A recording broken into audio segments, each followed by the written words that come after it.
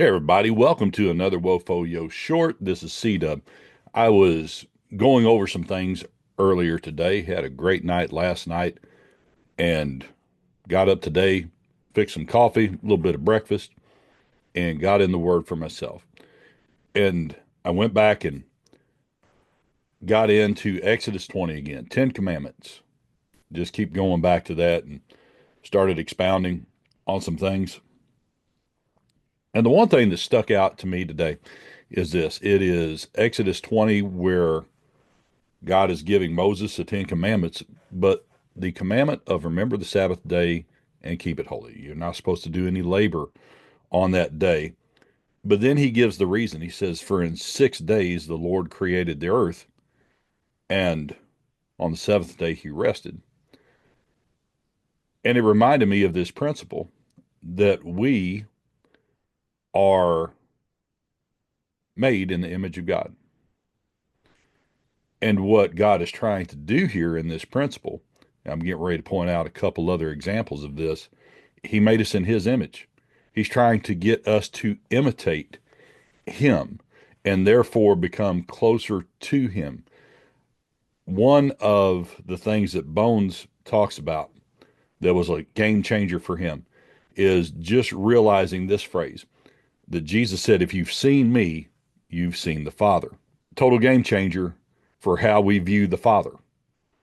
And we know we're supposed to be conformed to the image of Christ.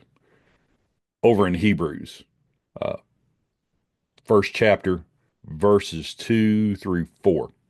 In the last days, he has spoken to us, talk about the Father, has spoken to us by his Son, whom he has appointed heir of all things, through whom also he made the worlds, who being the brightness of his glory and the express image, exact copy is what that means, of his person, and upholding all things by the word of his power, when he had by himself purged our sins, sat down at the right hand of the majesty on high, having become so much better than the angels, as he has by inheritance obtained a more excellent name than they.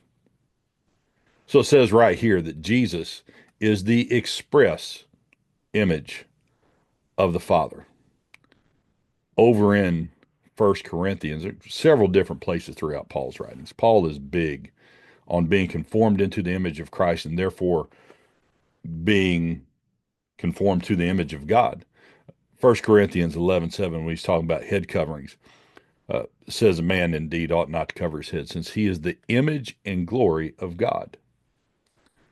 So we are a reflection of that. And then later it goes on, he said the woman is the glory of man. Now, that fact right there, that he says it like that, means that there's connectivity, there's a connectedness, and therefore we need to align ourselves properly so that there is the proper connectedness, and so that his love and his power and his goodness is flowing through us, his judgment, his mercy, his beauty.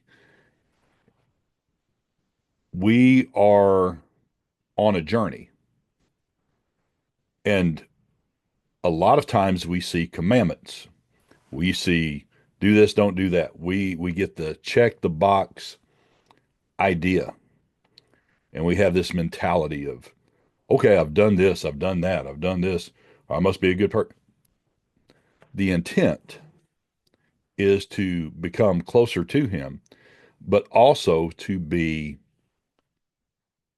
molded, conformed, transformed into his image, because that will be a witness for others, that will draw others to be conformed and transformed into his image.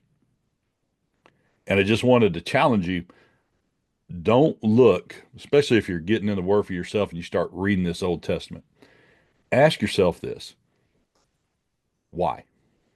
Some of them, even like the Jewish rabbis, go, we have no idea why God did it this way, but this is the commandment and we're following him.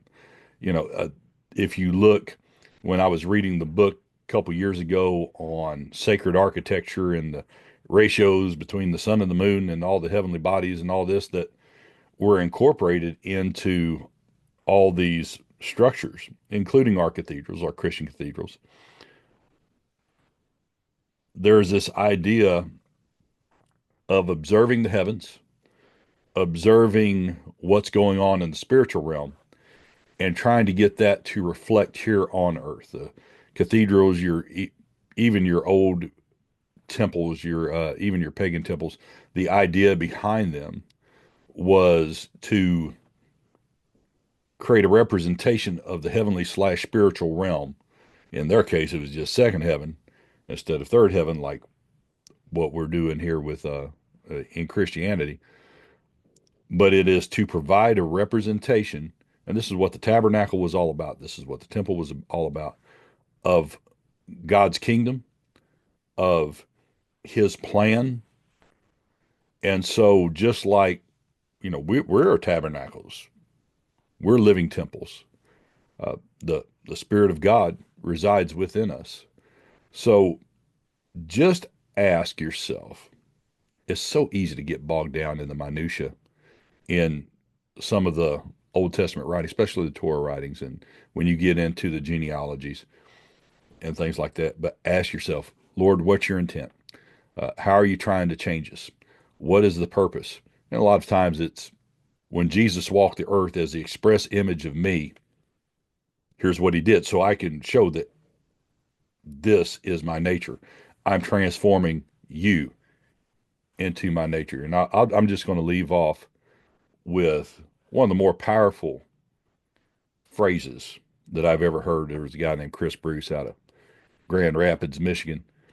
And he once said during the service, he goes, we are, if God is a creator and he made man in his image, then he created us to be creators, little mini creators.